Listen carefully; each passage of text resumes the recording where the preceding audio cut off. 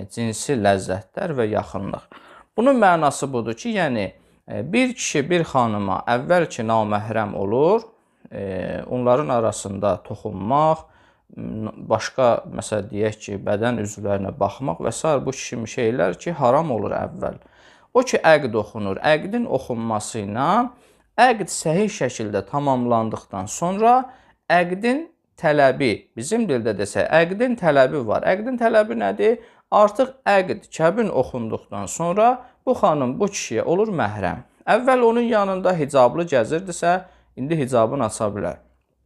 Əvvəl kişi onun zinət yerlərinə baxa bilməzdisə, indi üzr istəyirəm, baxa bilər. Əvvəl ona toxuna bilməzdisə, toxunar. Əvvəl onu üzr istəyirəm, öpə bilməzdisə, indi öpə bilər. Və sair cinsi ləzzətlər ki, ərin haqqıdır ondan, bu həmin